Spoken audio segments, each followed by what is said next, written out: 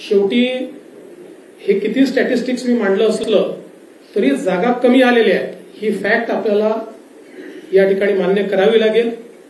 आणि एकूणच या निवडणुकीचं नेतृत्व हे एक प्रकारे भारतीय जनता पक्षामध्ये मी करत होतो, त्यामुळे या ठिकाणी जो काही पराभव झाला असेल, ज्या काही जागा कमी आल्या असतील याची सगळी जबाबदारी ही माझी आहे, ती मी स्वीकारतो।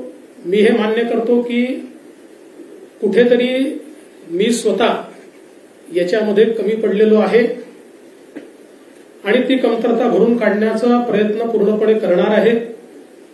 त्यामुळे हा जो काही भारतीय जनता पक्षाला या ठिकाणी सेटबॅक महाराष्ट्रामध्ये सहन करावा लागला याची सगळी जबाबदारी ही देवेंद्र फडणवीस मी या ठिकाणी स्वीकारतोय।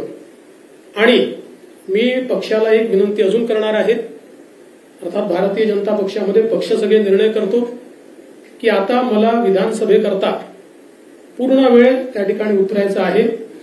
त्याच्यामुळे मी भारतीय जनता पक्षाच्या शीर्षस्थ नेतृत्वाला ही विनंती करणार आहे की त्यांनी मला सरकारमधनं मोकळं करावं आणि पक्षामध्ये पूर्ण वेळ काम करण्याची त्यांनी संधी द्यावी, जेणेकरून ज्या काही कमतरता राहिल्या आहेत त्या कमतरता पूर्ण करण्याच्या दृष्टीने मला माझा पूर्ण वेळ देता येईल। अर्थात बाहेर राहिलो तरी सरकारमध्ये जे काही आम्हाला करायचं आहे ते आमची टीम करेल, त्यांच्यासोबत मी असणारच आहे।